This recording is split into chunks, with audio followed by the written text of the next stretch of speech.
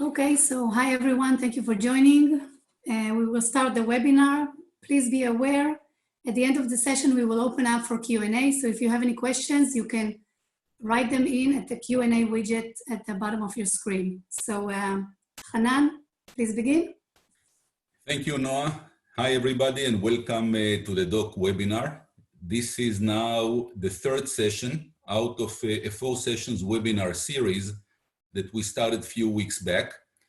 I welcome this time to our webinar AiDock and UPS Israel. I will present the panel members shortly, but before that, for those of you who are not yet familiar with the DOCK, a few words about our operation. So the DOCK is a VC fund and accelerator focusing over ports, shipping, and maritime logistics. We've been active now for 3 years and have built a portfolio of impressive startups, as well as built a network of global partners, all which are leaders in different subsectors of the overall industry on maritime transportation industry. Now, in this series, obviously, we are staying loyal to our charter, which is bringing together the high-tech ecosystem on one end and the maritime sector on the other end. But obviously, we are also attentive to the special circumstances in which we live today. So maybe for context, I will say that all 4 webinars are focusing over each one over a pair of a startup and a corporate, which are basically fulfilling 2 main selection criteria that we used for selecting those pairs.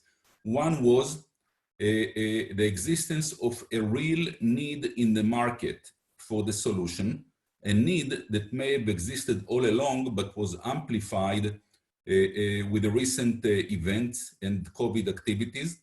And therefore, the solution stands a chance or is likely to stick in the post-corona dates, or maybe even accelerate adoption in those in that era. So that's one criteria.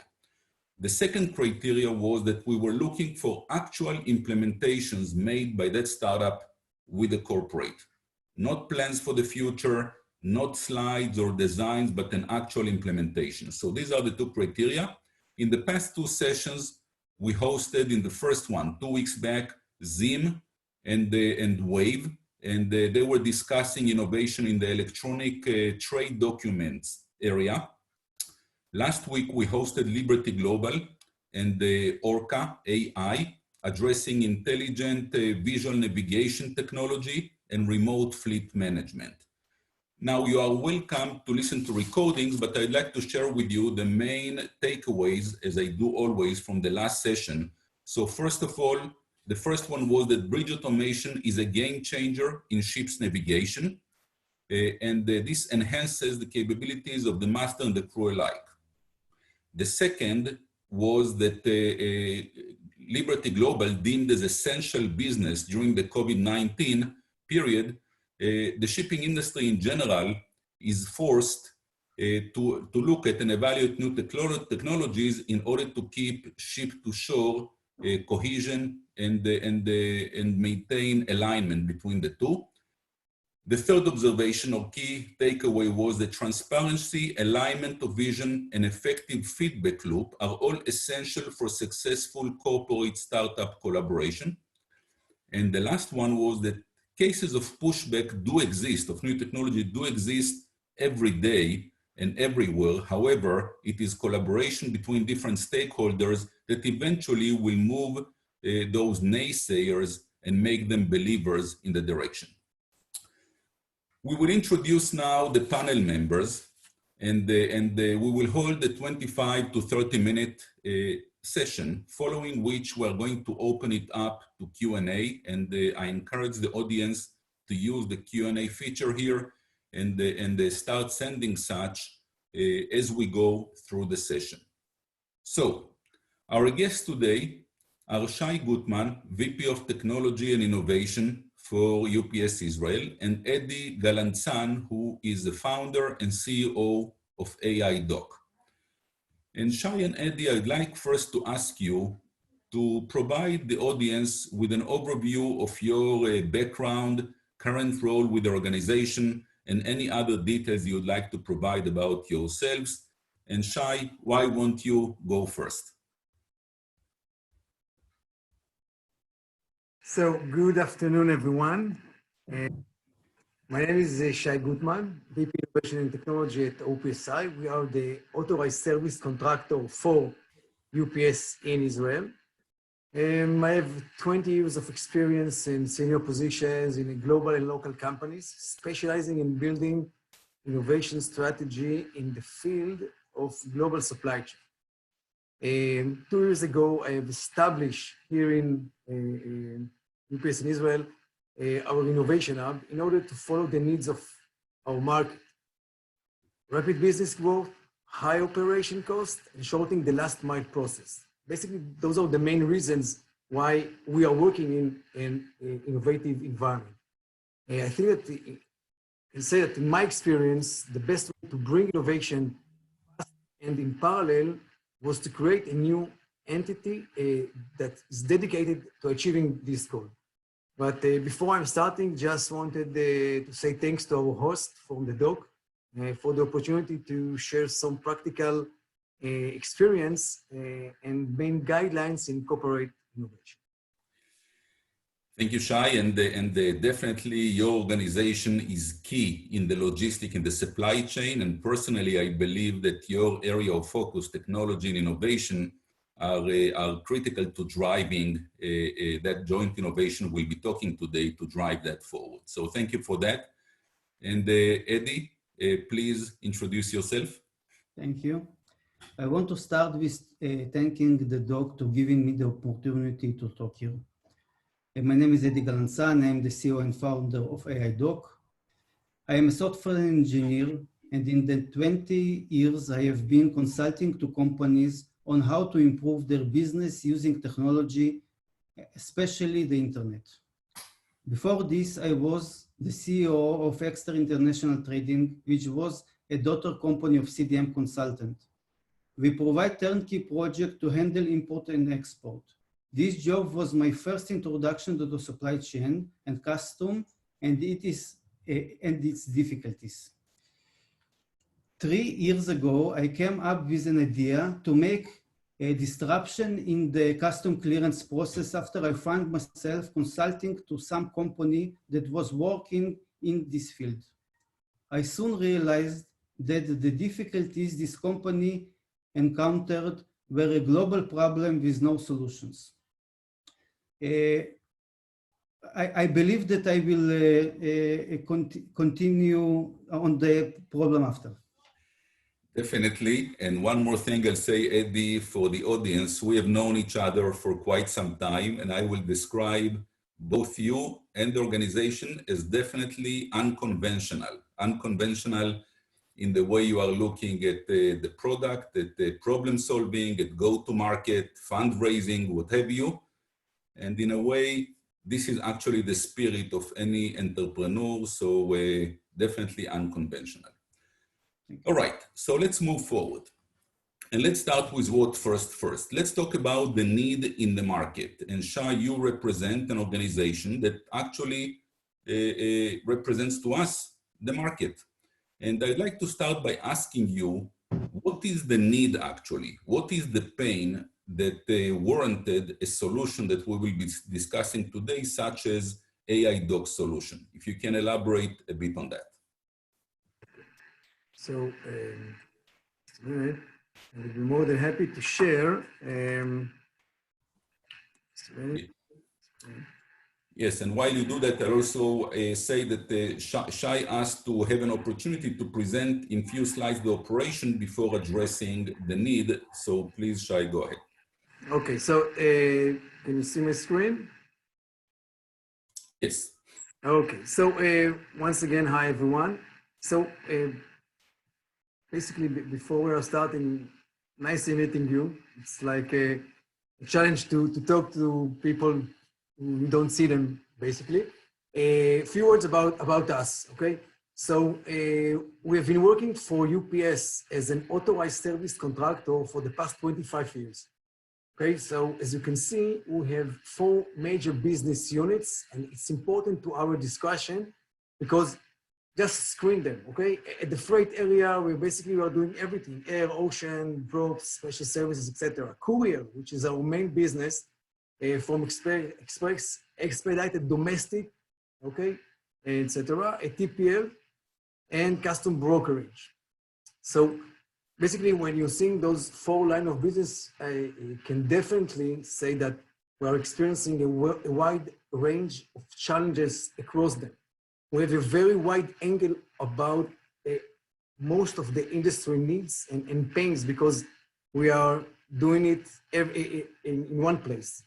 Okay, so when we are talking about challenges or the needs of solutions such as AiDock representing, we totally understand that the logistic and shipping companies are experiencing a dramatic change that drives them into a new playground. It's definitely a new playground. The disruption around us challenges us to act fast and to deal with our customer expectation and still be profitable. So basically, this is the major challenge: how you serve and stay profitable. So from technology aspect, you know that we are talking about the autonomous car and how they are affect our business on a daily basis. We are talking about couriers as robots even, okay? It's like science fiction, but it's there. And we are talking about drones, and we know that they are became a part of every PR in our industry. So, but I think that the most important thing is that we understand that the world is changing rapidly. We understand that we have new players and new technologies and new business models, and we understand that we need to be operational in difference. And to be operational in difference, basically the meaning of that is that we will be able to manage the scale of packages and deliveries that we need to handle locally and globally. And when we understood the situation and we now need to do things differently, this is why organizations like us have basically founded the Shipyard Innovation Hub. Once again, we are basically, and this is what we are doing with Eddie and the other guys, taking technology and transforming them into a product. And we have a variety of companies that helping us to do it. But in order to stay,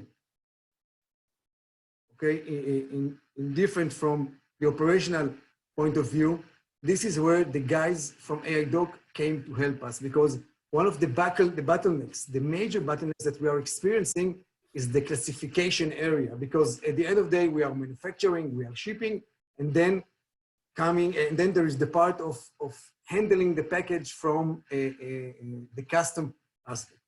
And I think that from here, Eddie can take the discussion and present what they are doing. Okay, thank you, Shai. So if I were to summarize what you said, you were looking in your organization to look at how could you scale the business without scaling the expenses that go along with increasing the business. Definitely. So getting more bang for the buck, so to speak. So Eddie, we understand now the need side, and clearly there is a need in the market, and obviously the audience is curious about how AiDock attended to that need or to that pain. So please, the floor is yours. Okay. Do you see my slide? Yes. Okay, thank you. We decided to tackle those problems by creating AI assistants that will make the clerks work better and faster. The first assistant that we started with was Cody. Cody is an HS code classifier that can provide a full 10 digits HS code using the shipment data. I would like to show you a short video about Cody. Over the past century, every industry has undergone disruptive change, yet customs and shipping have remained the same. E-commerce and global trade increased dramatically, yet a complex HS code classification causes clearance delays, increased costs, and human errors. which result in a major supply chain bottleneck. How can we cut through the red tape?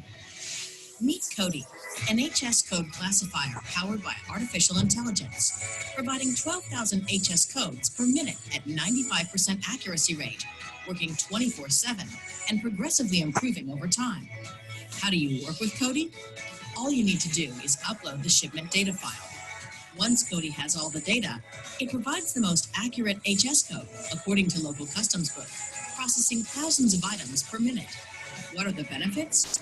It resolves bottleneck, reduces clearance time, eliminates human error, is more cost-effective, breaking the glass ceiling of cost reduction, quickly integrated, and has a short return on investment turnaround. What's more, Cody connects to any existing infrastructure. It scales upon demand and is eco-friendly, a truly paper-free environment. AiDock is continually developing virtual assistants designed to solve a variety of supply chain challenges. Come on board to part with our AI assistants towards the supply chain future, achieving operational excellence together. Okay, so Cody can either help the human classifier to classify more files each day by providing recommendations, or classify shipments entirely by himself. Cody is already working with the subcontractor of UPS Israel, OPSI, where it's helped to classify 20% of the available shipment. We are now in the process of finishing a major upgrade and will increase the number above 50%. I will leave to Shai to talk more about the impact of Cody in UPS Israel. Other than Cody, we are working on more assistants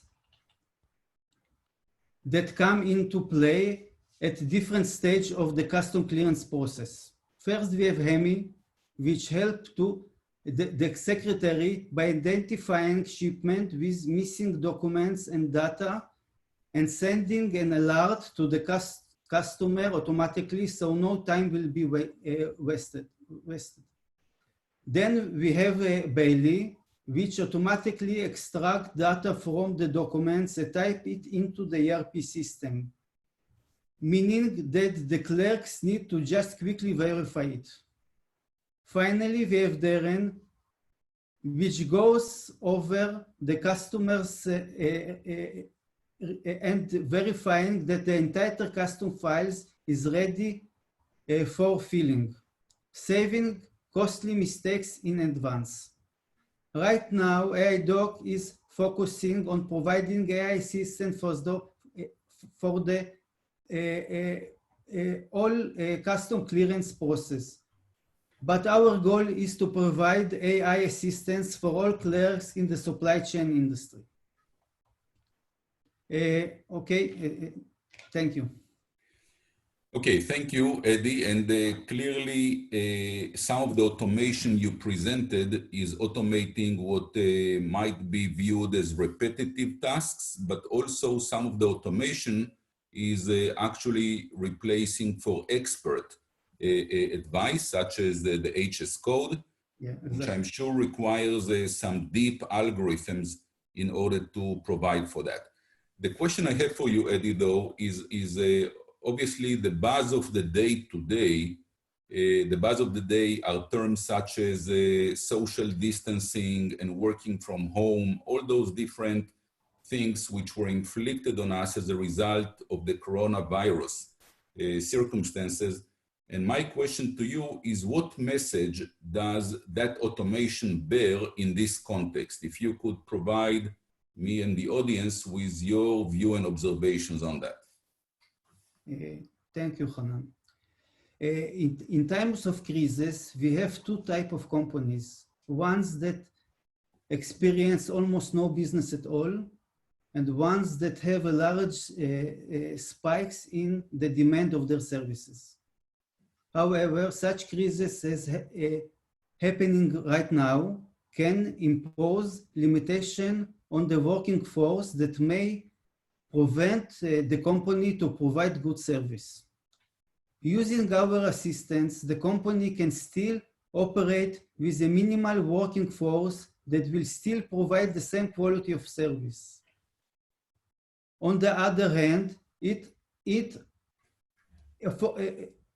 seems less business due to the crisis. You will inherently pay less to our assistants because as opposed, we work with constant salaries we charge by the work done. Okay, so thank you for that. And I'd like to maybe switch gears because we promised to cover one more aspect, which is the one of collaboration between a startup and a corporate. And I'd like to say a few words about that. Obviously, there is a perception in the market that startups are very agile, are nimble, they can turn on a dime. And on the other end, corporates have many procedures, a lot of red tape, they are heavier, they have more regulation and such. Basically, those two different entities have different DNA and different culture. And the question is, and again, for those on the line who are either other startups or other corporates, the question is, what lessons have you learned along the way, Eddie and Shai, from the collaboration between your organizations? And I will leave it to you, whoever wants to go first with an answer to that. Otherwise, I will make the pick. So any preferences? Shai, please go ahead. But you are on. Start. Yeah, okay. Please go ahead. Before that, I prepared something nice for you guys. Okay. We like nice things. Okay.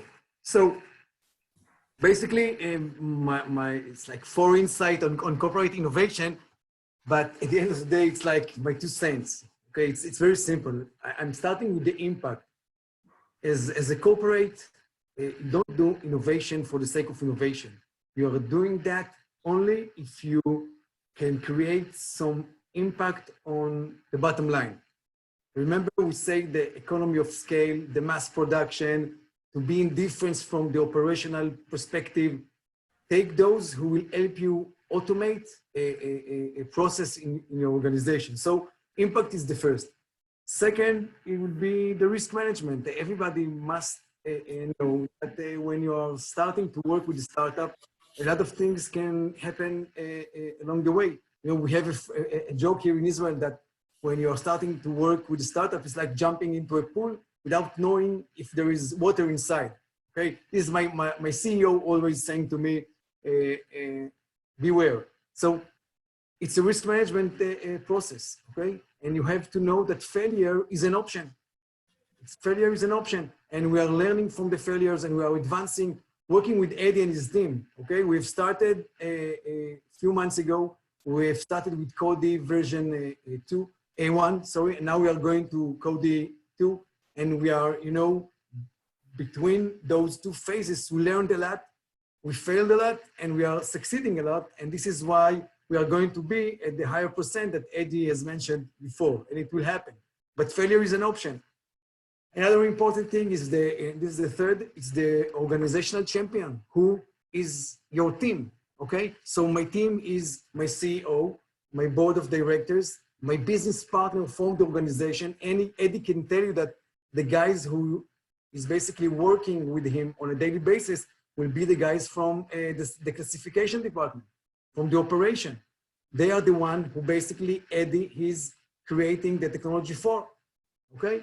And the last thing is the ecosystem. I think that my role as the one who's managing this innovation operation here at OPSI, at UPS in Israel, is, you know, like to keep those guys up and running.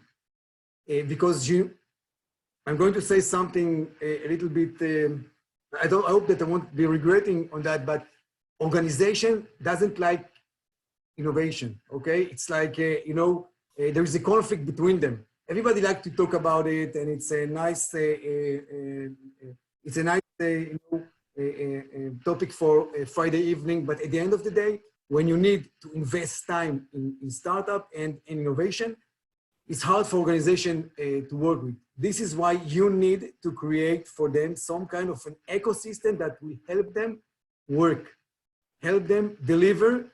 And, it's from the exclusivity side, from the resources side. We can, if we have time, we can talk about it for hours, but at the end of the day, it's the ecosystem. So I'm summarizing, it's impact, it's risk management, it's the champion and the ecosystem.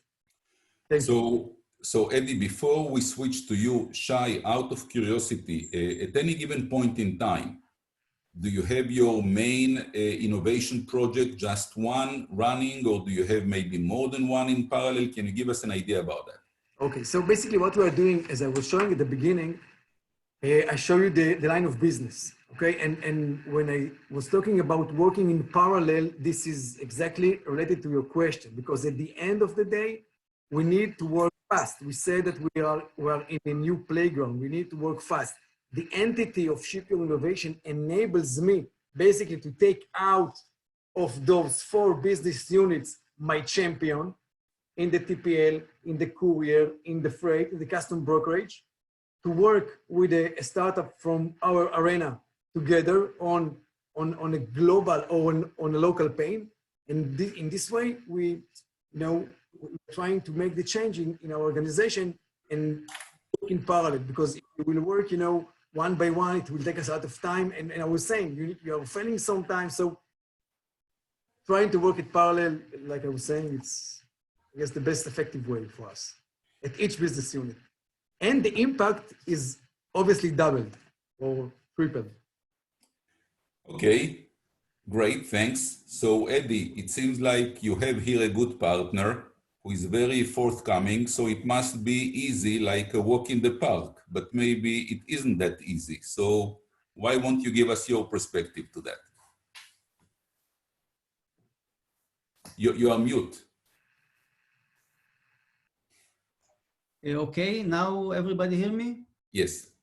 All what Shai said, that you are absolutely right. It's take a lot of time to find a good enterprise partner such as OPSI. I tried to have such partner before with other companies, which wasn't successful. And I thought I teach from it some important lessons. Some organizations are sure that without their help, a startup don't take off the ground. Usually they are right, but it's not a good idea to take advantage of it. Discuss them to want a large share equity in the startup, or have preferred treatment over other future clients. Both of these situations hurt the startups further and will lead the enterprise into failure, the partnership into failure, and also the startup into failure, and also the enterprise. You must find organizations that understand the unique position of startup relative to theirs. And you must be able to trust that this organization will protect you and not limit your potential growth. In addition, because startups have limited resources, the organization needs to realize that they often must provide resources during pilot to make it successful. Other important point is to understand is that startups and large organizations work on completely different timelines. Corporations are usually slow and may take few months to make a decision. On the other hand, startups are really fast moving and often work as much as they can to build their solutions. Your partner must understand these differences and know how to work with you without limiting your speed. I think that I have a lot of luck working with Shai. It's not say that we didn't have sometimes a little bit conflicts. but we always finding the way to fill these gaps. Okay, thank you. And we will soon engage with a couple of questions coming up from the Q&A that I already took a peek at. But before that, in continuation to what you said, Eddie, I'd like to ask you, Shai, something about the fact that you had to connect AiDock with the business. You said with the HS, with the classification people that are doing the classification, and they needed to provide their blessing and support for the project. Give us an idea whether you experienced any pushback internally from the organization, and how did you actually manage maybe the concept of maybe a threat to the individuals, because obviously they are building here an automated, smart and intelligent system. So can you give us some color about how did you and the organization handle it? Okay. I will try to make it short, okay? First of all, corporate innovation, it's like a process, okay? It's an ongoing process. I think one of the critical success factor in this process is the digital orientation of the organization, okay?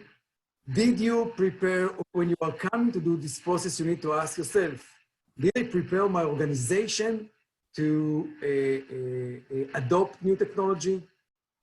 Because if I did it, it will be easier for me. But once again, it's like a very big question from the AI aspect, because there's a lot of question about when the AI will start switching human processes. Okay, so what we are focusing right now is on the impact, because it doesn't really matter on how many classifiers we will recruit. Okay, when we are talking about being fast, working fast, being efficient, we need some tools that will help us to classify more faster. That's it. This is the main idea of working with AiDock. We are not going to replace anyone in our organization, I guess, in the upcoming 2 years. It's not relevant. It's not a discussion. And we are still learning. The algorithm is learning. But at the end of the day, it's part of a process that we are managing in a micro level. So I understand, as a matter of fact, it will allow the organization to scale, as we discussed before, and maybe leave only the more complicated cases and the more interesting cases, leave that to the experts, while a good part, you said 20%, maybe 50%, will be handled by the system. It will go up to 55, 60, even 80. Definitely, I know it will, because we are working on it, okay? We are refining it on a daily basis. But it will take us time, but we will be there. Okay. Shai, another question coming from the audience, and then one for you, Eddie. So Shai, for you, the question is if you feel any increase in the demand for digital solutions or digital services from your customers. In other words, do you have a pull from the market? I would say in general over time, but specifically maybe today when people are trying to work either from home or, given the circumstances in which we live. Do you feel any pull from the market, from your customers for digital services? Definitely. Basically, we can say that we are like from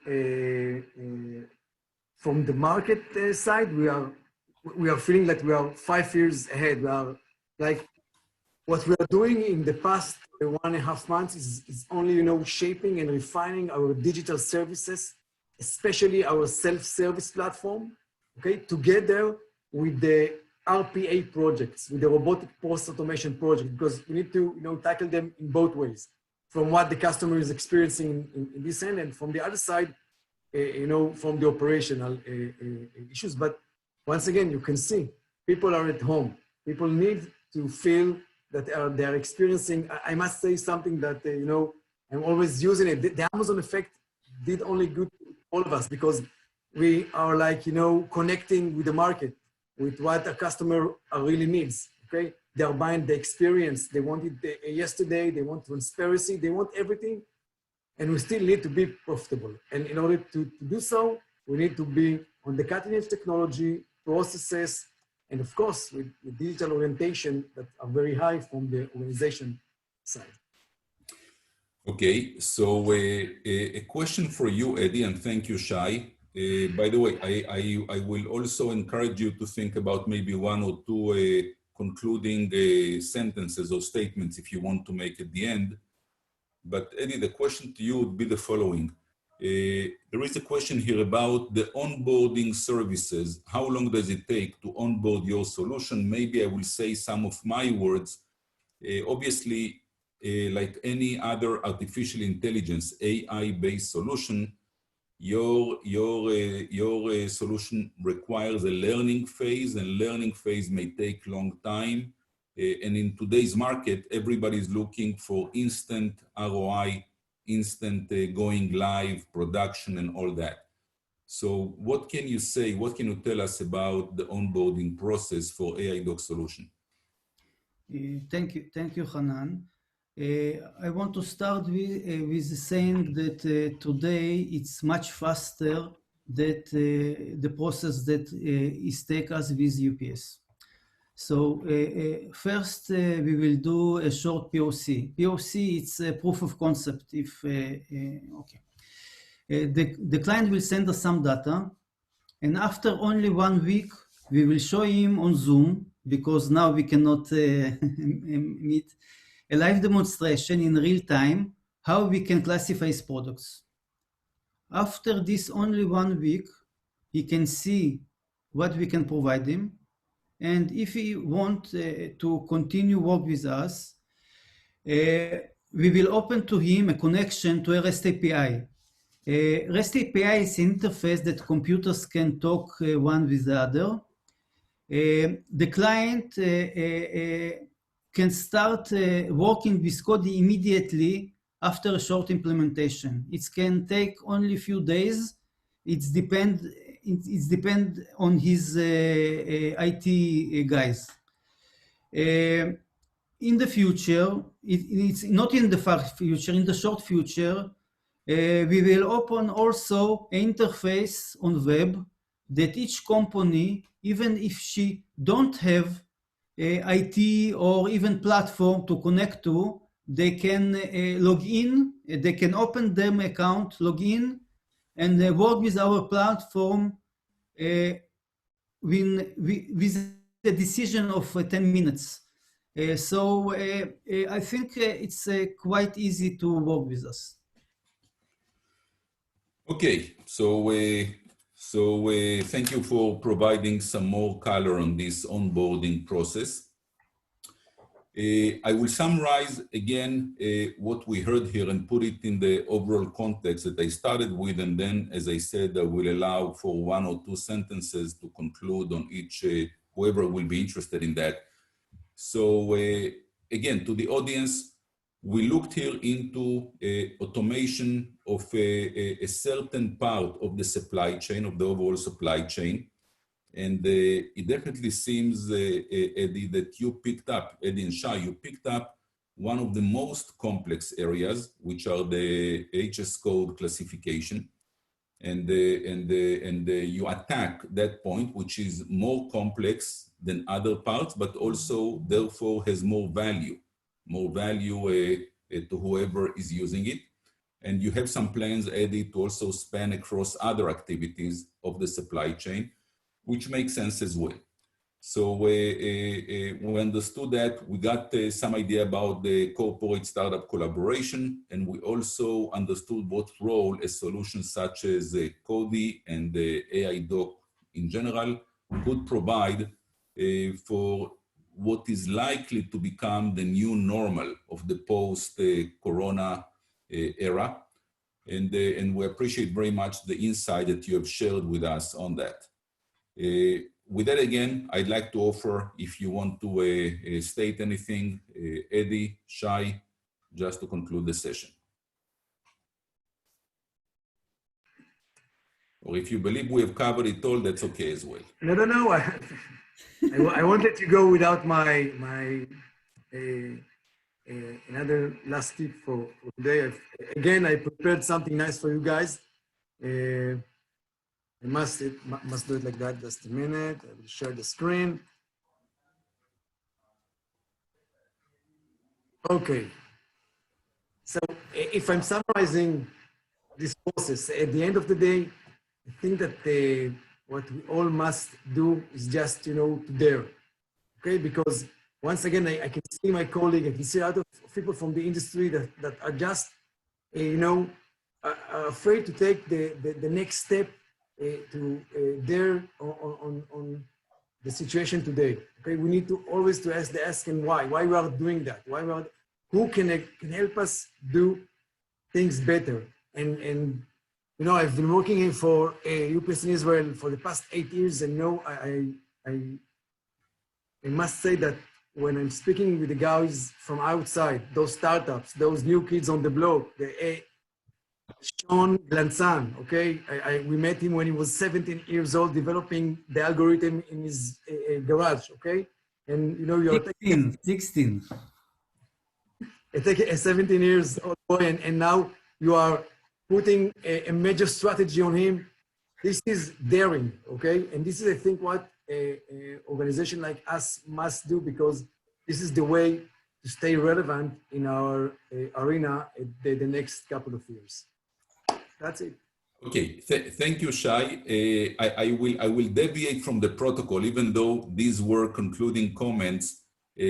Noah urged me here on a backline that there were 2 additional questions that came up over the last couple of minutes. So one of them was for Eddie. We can still afford 1 or 2 questions. Eddie, for you, the question is, who are the potential customers? Are these couriers only, or also custom brokers? Are custom brokers, do you view them as customers, potential customers as well? Again, a short answer here, if you could. Okay. Our main clients are the custom clearance people. What happened in UPS? They have their own custom clearance department, so we are providing a recommendation to the custom clerks to do their job better. So our first clients, of course, are the custom clerks. Of course, post, courier, and freight forwarders is our clients, and there is some countries that the exporters and the importers are also our clients. It depends on the regulations, because there is a countries that the importer and exporter are the one who is the have to give this number. But we see the custom clerks are our main partners for our works. Okay, so again, for everybody listening here, whoever needs to complete an HS code on a form is a candidate to benefit from the solution. And specifically, Eddie mentioned not only couriers, not only custom brokers, but also importers, exporters, whoever needs to attend to that. The other question is about whether blockchain technology is relevant for what you do. In other words, do you see any value in integrating blockchain into that? And again, either I see, Eddie, you are nodding with your head, so if you want to go ahead first, and Shai, if you have any comment on that. Again, blockchain relevance for that. Shai, you want to be the first, or I will start? You can start. Okay. You can start. Okay. Blockchain is a technology to hold data with no control of other person. So, of course, in situations where we need it, it should be used. But blockchain can't provide by itself the HS code. It still have to be classified. And all this work need to be done by persons, even if the blockchain are used. So I see the blockchain more like an email system that sends documents from one place to other place if security or needed in this way or another without control. Of course, we can sit on each blockchain system and give our assistants to do their job with the blockchain. Okay, very good. Very good. Thanks, Shai. Any comment on that? Yes, it will be very, very, very short. It's just, it can be part of the process, but it can't be the process, okay? And by the way, we are doing a pilot with the guys from last week, Wave, on freight and courier transaction via blockchain. That's it. Okay, so thank you very much, Shai and Eddie, and for Noah, who is behind the scenes orchestrating this event here. Next week, we are going to feature the fourth and final session. This time, we are going to host both the corporate and the startup are going to be from overseas, from Germany. We are going to host Digital Hub Logistics from Hamburg. This is an accelerator that we are working closely with. And they are going to present also a startup with the name of CloseLink, and also Zborn Shipping as the corporate partner of CrossLink. Again, stay tuned to listen and to learn more about that next week. And with that, I'm concluding this session. Again, thank you very much for everybody. Have a good day and stay safe. Bye-bye. Bye-bye.